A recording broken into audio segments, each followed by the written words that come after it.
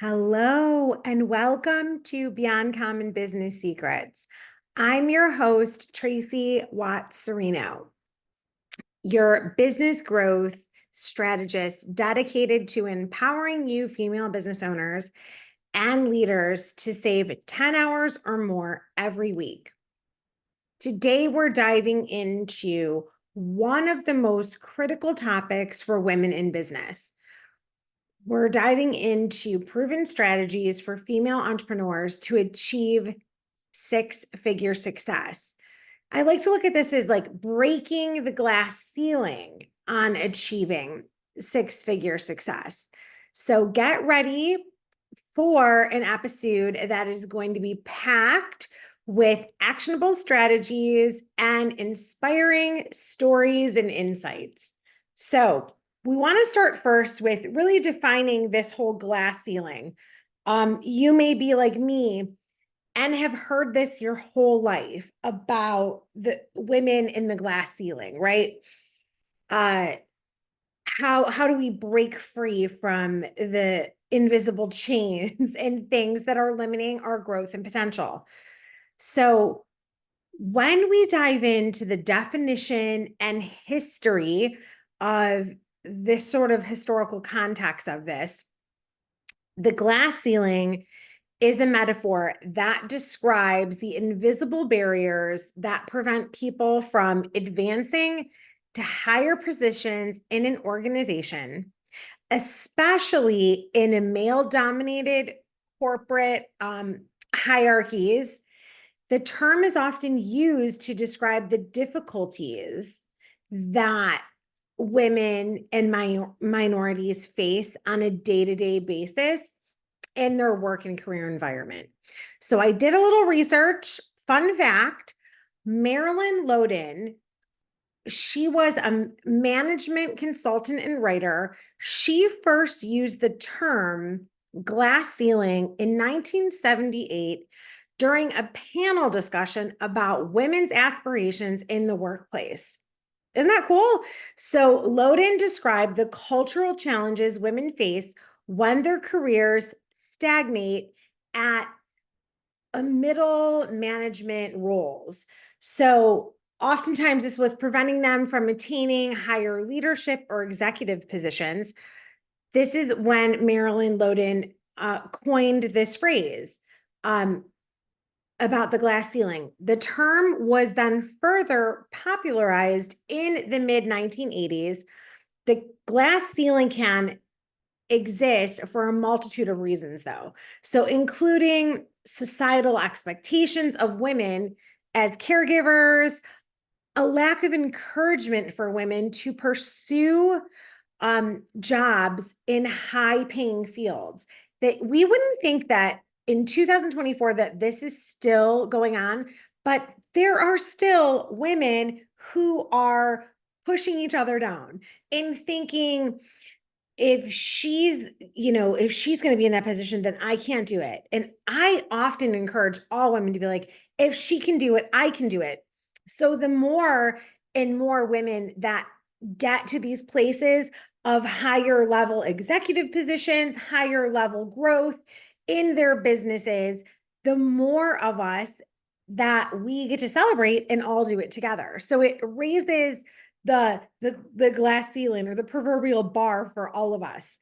So you want to look at it through that lens, because these are really outdated, right? Thinking for one moment that you're a woman, so you don't have the right or worthiness to go after a high-paying field or industry is absolute trash. Like, we need to throw it out with yesterday's garbage, right? That is not at all where we need to be. So we need to burn down the stereotypes and all these outdated perceptions about women as a whole, right? So the current state of women in business, I want to share this with you. The current state of women in business, women-owned businesses have grown at a faster rate than ever before. And they've been growing at a faster rate than male-owned businesses in just the past few recent years, with the number increasing by 94% 24.3% from 2019 to 2023.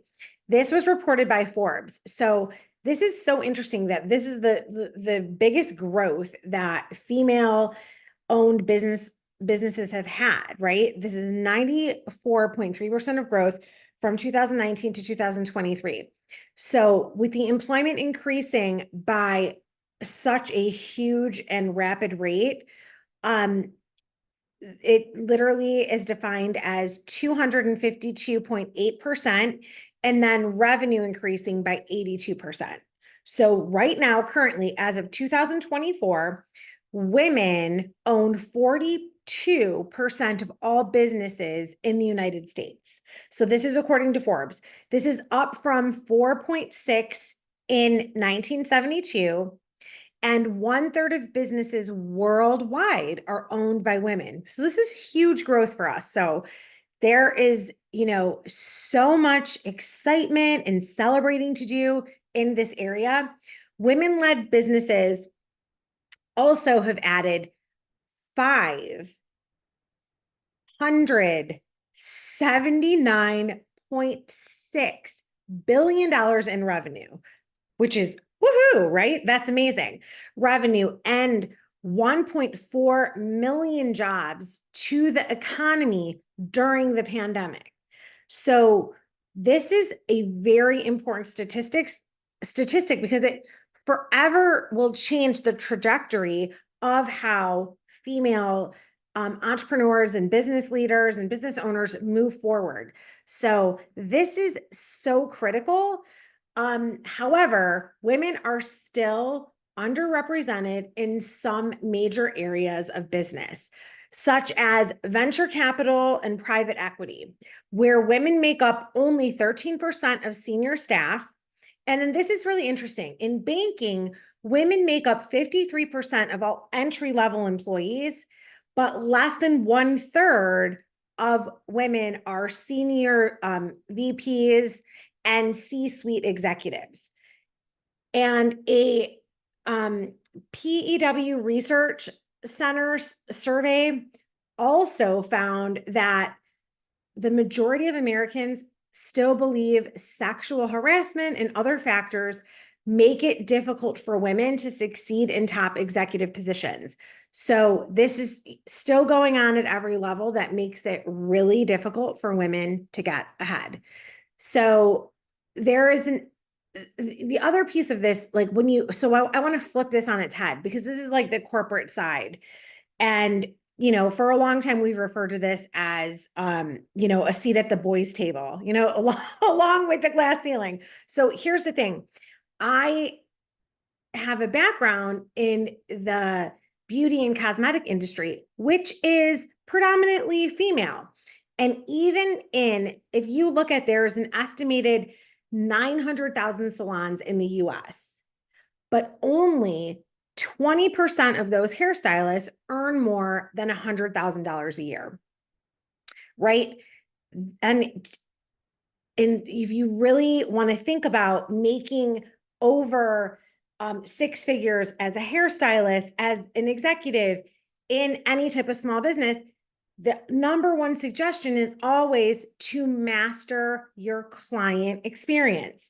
You want to take your clients on a journey from beginning to end. This is always going to instill that you have an award-winning business.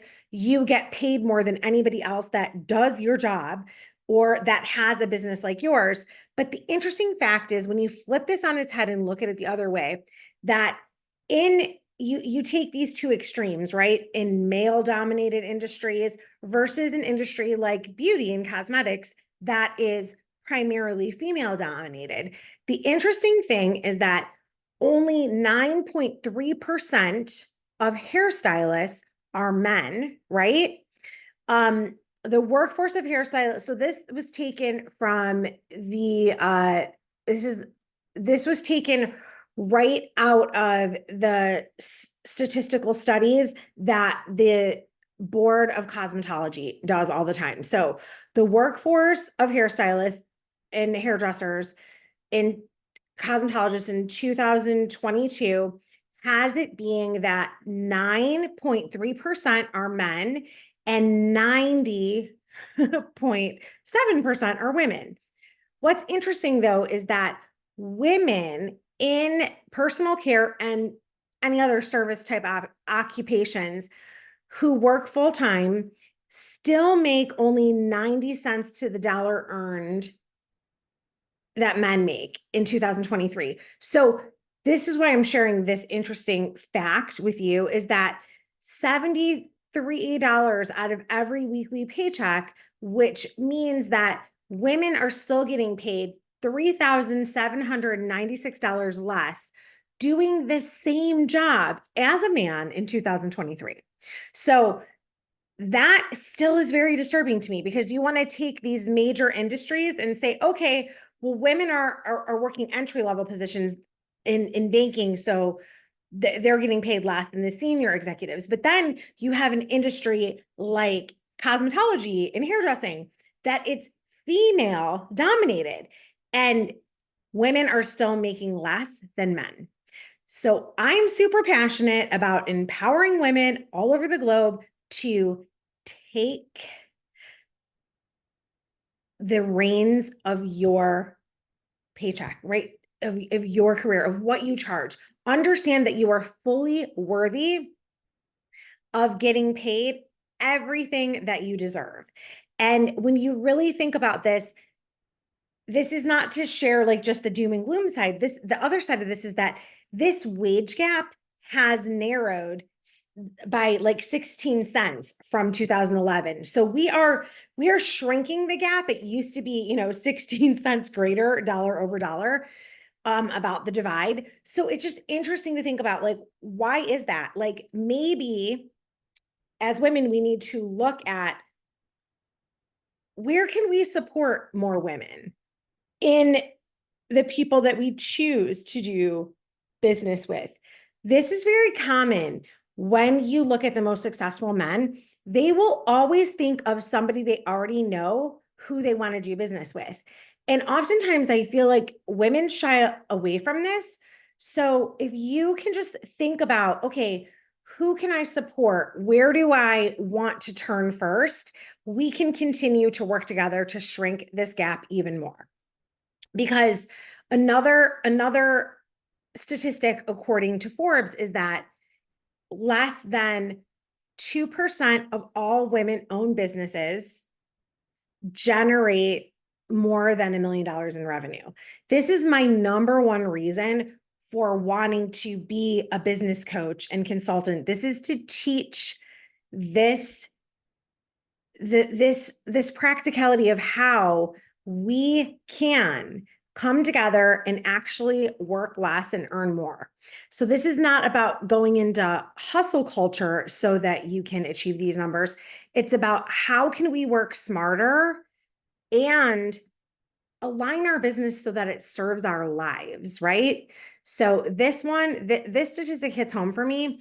And this is according to Forbes, that less than 2% of the women-owned businesses ever hit $1 million in revenue.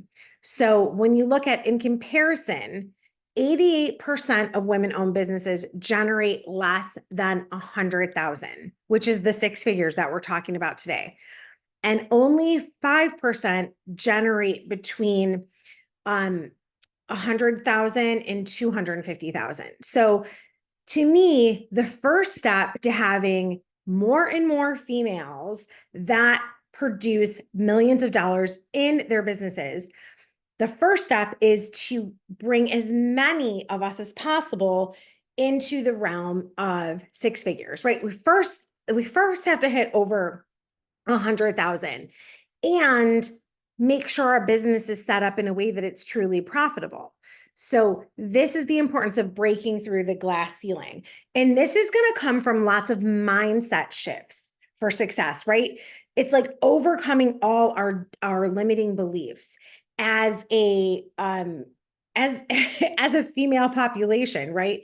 It's really coming up with strategies that allow us to work together and thrive and understand that we are truly worthy of earning this and so much more than we've ever even thought of or imagined yet.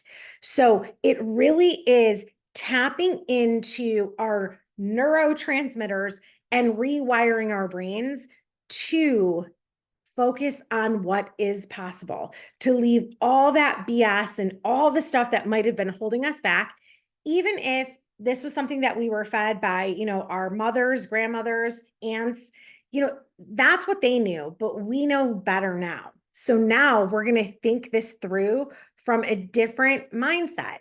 And this is where developing a growth mindset is really important. It's like, if you knew you could not fail, what would you actually do in your business? What is that big, audacious goal that you want to go after, right? Where can you grow and get more expansive? And then this is where you can tap into the power of visualization. What does it look like to be a millionaire business owner? What does it feel like? Where do you go? Who do you talk to? Who do you help? Who do you promote? So on your climb up, where are you pulling, pulling your hand so that you can pull someone up with you, right? Who are you taking with you? Who is moving up with you? Who can you reach up to for help that you know is going to catch you when you stumble and fall? This is the point of surrounding yourself with other females that want you to win, right? And the more that we realize that the power of visualizing our goals as if we've already achieved them, that is where this truly breaks free to a whole different dimension than you've ever thought of before. So really, really focus on, what does it really look like? What maybe is that hidden dream that's been so tucked away, so deep in your heart, like you really maybe even haven't allowed yourself to explore it.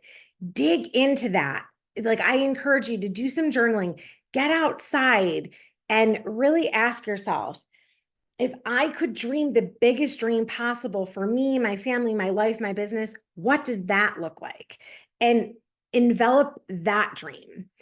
And the next thing is that when we dive into all these different statistics and everything like that, where can we stand out? A lot of women that I talk to, especially when I do a lot of one-to-one coaching and in our group retreats as well, what happens is that a lot of women share how, they've been told their whole life not to stand out, not to speak up, to sit quiet, be the type of woman that agrees, because that's going to help you find a mate and be more of the type of person that people want to work with. And the thing is that doesn't serve anymore when it comes to being a leader. This is where men and women have been fed sort of a different story. But now we want to think about this in a new realm. So in this day and age, no matter what you're doing, building a strong personal brand for yourself, like if you're just getting started in business, or maybe you have a big corporate job, but you're starting a side hustle or an extra income stream over on the side, there's some level to what you're doing that has business. Or maybe you've had a really successful business for years and years, but you're thinking that you lost you lost your passion for it and you want to do something different. The sooner, no matter which one of those situations that you're in, the sooner that you dive into understanding that building a strong personal brand for yourself, especially as a female entrepreneur, is going to be so important. People are going to resonate with your story more than anything. So sharing where you struggle, sharing things that you've overcome, sharing, like I used to share this story all the time. Like when I think I was 19, and they asked me if I could go and teach a bunch of sales representatives how to speak the language that would resonate with different salon owners and hairstyle across the globe, because they wanted to know more about how I was having such a high sales commission for, products in serving my clients. Like I think it was like 35 or 40% that I was doing at the time. And statistically, those are really high numbers when it's called your retail to service percentage. And I remember I got so nervous because I was like, oh, I have to go talk to all these men. I was like an 18-year-old girl. I remember saying to my mom, like, I need a business suit or something like that in a briefcase. So I kind of felt like I needed to get into character. But here's the thing, when I went in there trying to be something that I wasn't, like trying to talk to them the way they talk to each other, I did not get any traction. I actually ended up running to the elevator, bawling my eyes out. And even though I heard people calling my name, I just did not want them to see me crying. I just ran, right? Because we were taught that you're not allowed to cry. People won't take you seriously in business. So when I look back on this, that's like the story of when you show up as who you are and just share the story of what you've achieved. That's what I did the next month when I went back there. I said, hey, I'm not sure what you're really looking for coaching all of you, suits that are sales reps all over the country. Like you already know how to do your job. This is what I do in the language I use because it simplifies it. And I stopped trying to talk the jargon. And that's what worked to continually grow and make people use a clearer, more communicative language instead of trying to make it so fancy. So these are stories that, we all have. So think about what yours are and start sharing them because nobody does business the way you do. And this is what really helps you create a compelling brand story. This is an area where you can really leverage social media and grow your online presence. And I promise you, as somebody that's been doing this a really long time, there are days that nobody comments. Nobody comments. It's absolute crickets that sometimes I still want to cry and say, does anyone care? Is anyone listening? And then here's what, somebody will message me, call me, email me, and say, oh, that podcast you did, Tracy, that stuck with me so much. I tried these 3 things that you were talking about in episode, they'll tell me an episode that it was, and it really made a difference and impacted my life. I get this one a lot. I started really keeping track of where I am profitable, and I really realized I can start doing more of the things I love that are also profitable and stop doing a bunch of stuff that I don't need to. So that makes my heart sing. That makes me so excited that I was able to impact one person with one idea and strategy that made the world of difference. So I encourage you, share these things and continue to share them, because even if it doesn't look like people are listening and showing up, I promise you they are. And eventually it will come out. Like I will run into people at the grocery store that will share something I said 5-10 years ago that really impacted them. And it'll be right in the moment that I needed to hear it because I was just questioning, like, oh, I thought that was going to be a great episode. And instead of having thousands of downloads, we had 100, where I had to walk myself back and say, oh my goodness, that's 100 humans. And I am so grateful for each and every one of you. Thank you. Thank you for continuing to share Beyond Common Business Secrets. Thank you for continuing to share your wins, your successes, your struggles, all the things with us so that we can continue to serve you at such a deeper level. So sometimes you just don't know these things, and this is true for everybody. So really think that through. Another thing that is so important for how you can get to this 6 figures is networking and mentorship. So you really want the role of networking to be so important in your life. This is one of the biggest keys to business growth. It is not a cheesy saying. It is absolute truth. And we've done a bunch of other podcast episodes about this, but your network is reflective of your net worth. So the more that you get out, and even when you don't feel like it, the more you share what you're going through and what struggles you're having and ask for help, the more your net worth is going to grow. So know that it's so important. The other thing is make sure you're very particular about finding and leveraging mentors. You want to work with people that you know, like, trust, and respect, and that you want what they have. I often say that there's so many people that are so willing to criticize and give advice, but they haven't done anything. So don't listen to those people. Listen to people that have gone where you want to go. Those are the mentors. Don't listen to people that are scared and just projecting more of their fears onto you. They're afraid to try themselves. So you trying it is making them nervous and sort of like it's a projection of their own fear and how they're feeling inadequate. So that don't take that advice. It has nothing to do with you.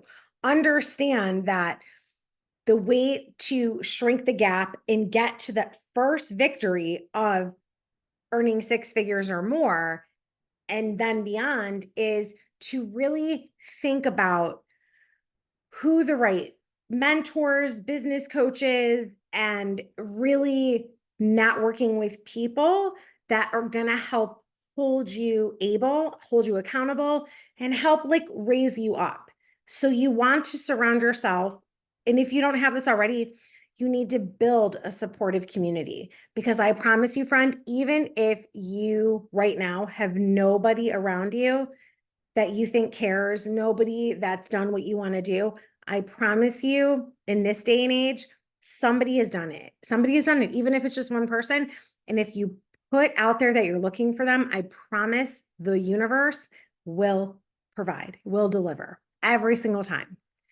So another big piece where things kind of can go off kilter for female business owners and leaders is financial literacy and management. So the importance of financial literacy, I cannot tell you how much I wish I knew so much more about this when I was first getting started in business. And even as I know more, it's still like there's emotional parts of our brain that make us make really crazy, sometimes not very intelligent financial decisions.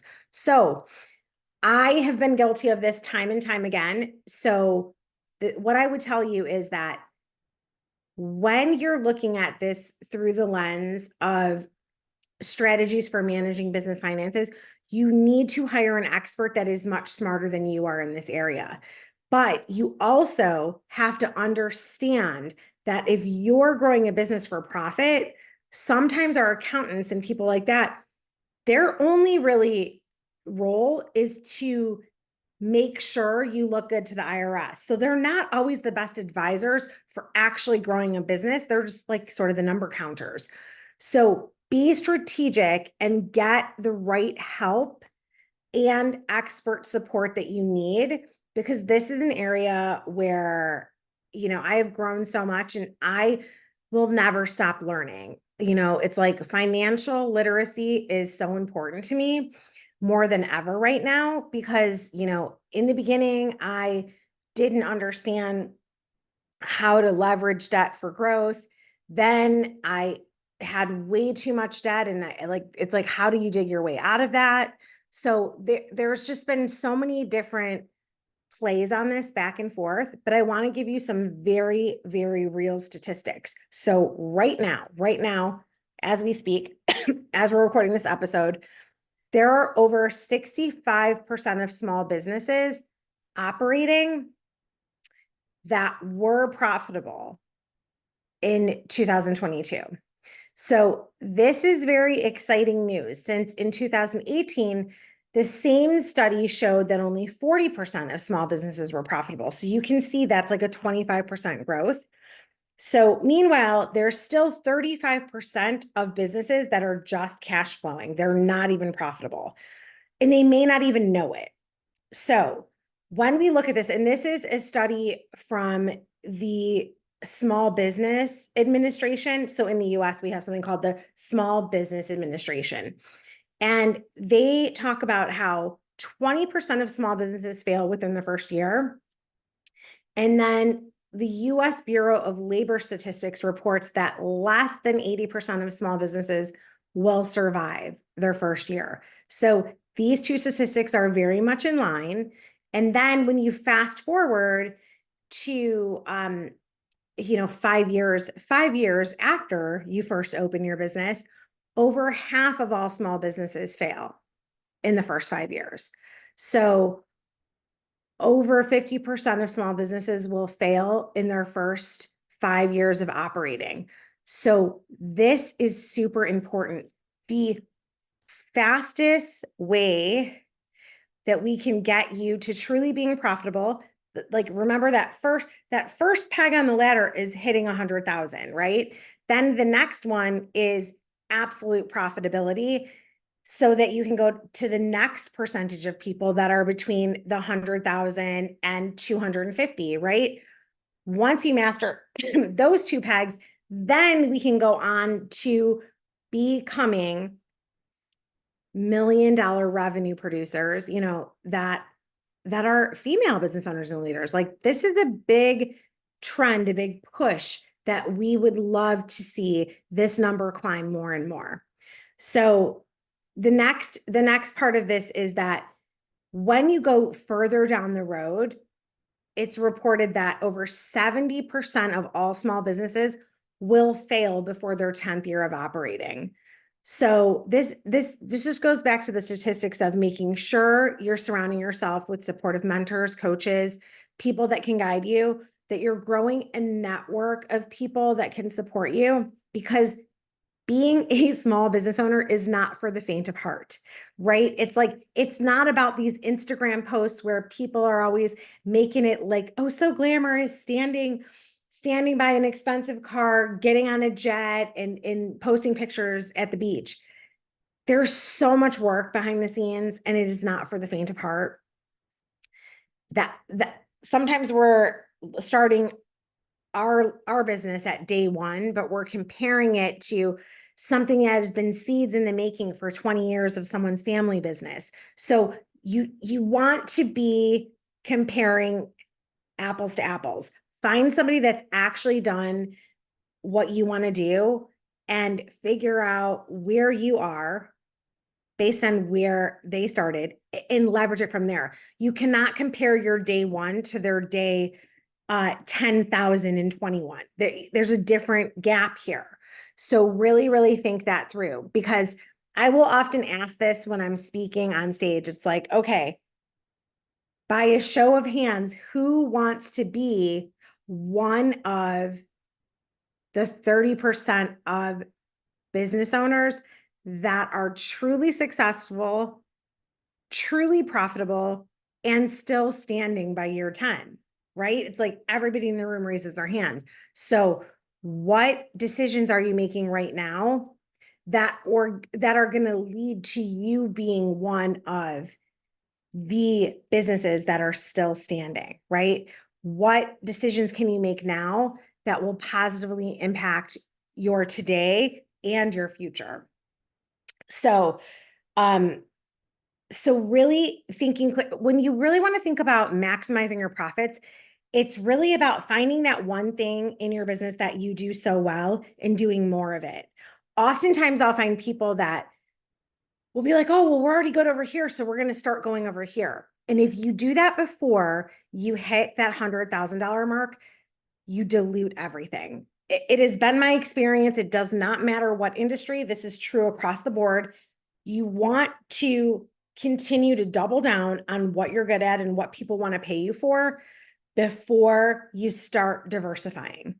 So really, really be clear about that, even though it might get boring for a minute. It's like, sometimes you just have to picture yourself, making deposits through that boring phase. Another thing that is really useful is setting up effective marketing strategies. So you want to make sure when it comes to your marketing that you're identifying and targeting your ideal audience. You don't want to be marketing your products and services to clients that you don't even want to serve. That is such I see this so often. If that is not the audience that you want to serve, why are you marketing to them? Because some guru said it somewhere. If it's not in alignment with who you are and what you want to do in your business, stop doing it and do more of what is in alignment and who you do want to serve. You also want to create a marketing plan that works for you, not something that's so aspirational that you feel that you're like missing the mark every single day, right? So the more that you can create stretch goals within your marketing plan, but it has to be something effective that works for you and your team. This is an area that, we end up doing a lot of copywriting for our business owner clients because that's an area of struggle. It's just doing the writing so that aligns and it actually sounds like you. And this is something so often that I am personally really good at for my clients, and I have to hire out for it when it comes to doing that for myself or like for our business. So know that even if it's your area of expertise, sometimes it's a struggle to do it yourself, and there is no shame in hiring out for it. This is one of the number one things I get hired to do, and I love it. So it's all good. It's really funny though when you look at it through this lens. And then when it comes to utilizing your content marketing, you in SEO, you want to have a strategy that helps everything fuel each other, right? Like, so you should be looking at your content strategy and SEO as something that you can repurpose and build upon. It should never feel like a burden or like these one-offs. It should be like you're building a strategic building that's going to have a strong foundation, that's going to continue to grow, and it's going to continue to support you in your business and the sales in your business all the time. So think of it that way, because we really want to make sure you're absolutely profitable and hitting your first 6 figures before you even think about scaling, right? Like, these are things that we need to get in place and make sure you find a winning formula for your business, for your industry, and really get things moving and grooving so you can be growing strong and putting some ease and breath into it for you. That once that happens, then you can start effectively doing strategies for scaling. I see so many entrepreneurs that have been in business less than a year, aren't even making enough money to survive, and they're talking about scaling. Well, you're going to actually lose money if you know what I'm saying? You definitely want to hire people before you need them, but you don't want to burn everything out that you won't have anything left. And I'm super passionate about this because even though we get to this point as creative entrepreneurs that we don't want to be like the operator doing the service or doing the fulfillment of, our online business, there are things that you must do until you hit certain revenue benchmarks, and every industry is different. So these are reasons why it's really great to have a business coach and consultant that can walk you through for you, for your industry, for your personal bandwidth, for what your goals are for your business. These are all so, so important to your growth and your overall happiness, revenue generation. More and more people that are super profitable in their business are more and more joyful and happy. I don't know if there's a trend there, but you can read between the lines on that one, right? So think about that. Scaling is so important, but don't miss a bunch of steps on your way there. Another thing is that there are a lot of obstacles, right, that we need to overcome as female business owners. So knowing what common challenges and obstacles are coming your way, and you can't plan for everything, but you can have like a contingency plan. Like, if this happens, I'll do that. Now, there's no way to have a crystal ball that you're going to know everything, but there are some things that you can just be prepared for. Like, I can look back and say, we had no idea what was going to happen with having, a global pandemic across the globe, but we did have a lot of security system strategies, virtual, like we had a lot of things that really worked in our business that were really good systems. So we were able to go into a mode that we really served our staff and served our clients. And though I'm in a totally different industry now and everything has changed, I wouldn't change those preparation that we had, because we were able to bring a community together and serve people from such a deep relationship level, which was exactly what was necessary during those times. So we're not going to know what's coming. We never know what's coming, but the thing is that with some foresight, with some thoughtful consideration, even really tapping into your own personal intuition, you can create systems and strategies that will help you be flexible in navigating some obstacles, like it's so, so important. So, and the more you want to dive into tips for resilience and preserve, it's like really protecting mental, your mental health, your spiritual health, your emotional well-being is so important, because your business is never going to do better than you are doing mentally, physically, emotionally as the business owner. So know that you taking care of yourself and doing things for self-love and care and preservation is actually such a gift to your business. It's not selfish, it's self-love. So we have a guide that's all about love and care. I'll include that in the show notes. It's a way to make sure you're taking care of yourself during this process, because the path from 0 to 6 figures does not happen overnight, even though every single reel on Instagram might tell you so, right? Now, someone might hit this really fast, but I promise you they were doing a lot of work behind the scenes before.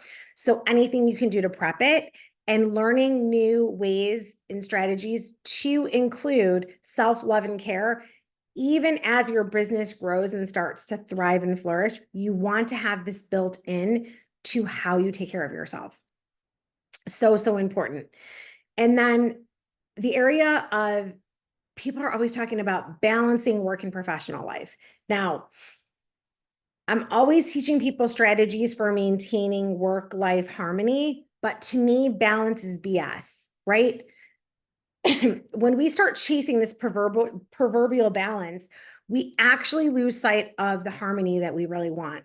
There are times in your life that you're going to have to do a lot more family stuff because your kids need you. And maybe some of your business goals get pushed on the back burner for a hot minute, because what's most important? Your family. This is why you have a business, to thrive and feed and survive as a family. The other piece is that other times everything's going to be functioning better in your family. You're going to have help and support there. So you're going to be in a phase of your business where it really requires more of you. You're going to be putting in longer hours. You're going to be doing stuff.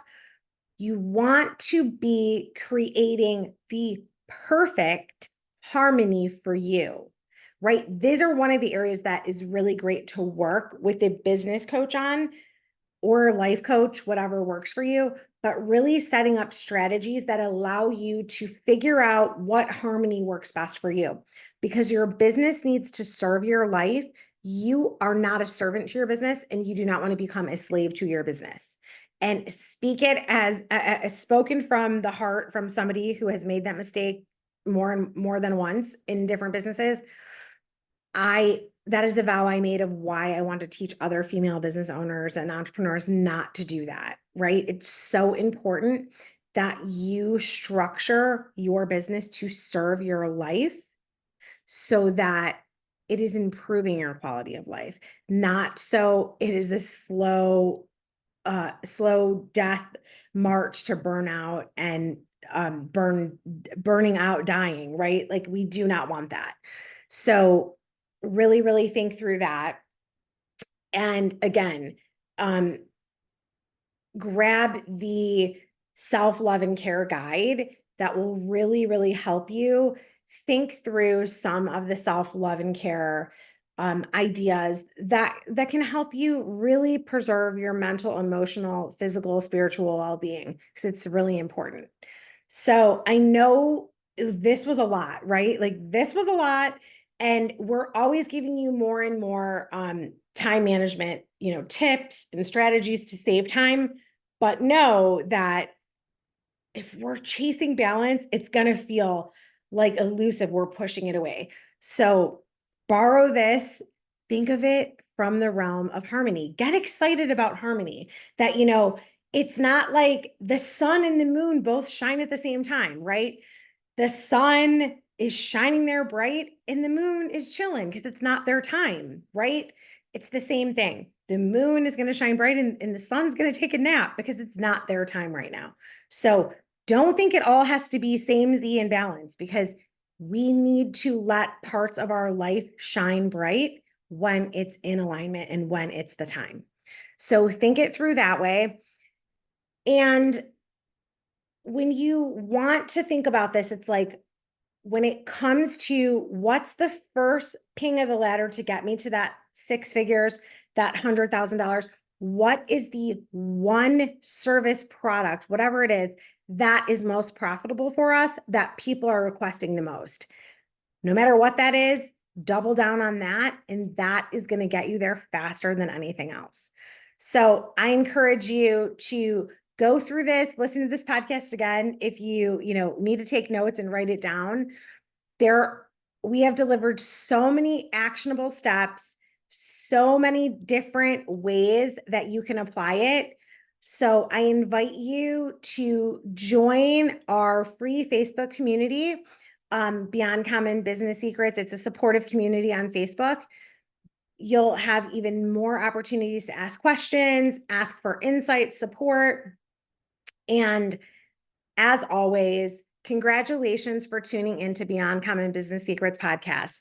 Remember that breaking the glass ceiling is not just about shattering barriers and growing past these old beliefs. It's about paving the way for future generations of female business owners in the future.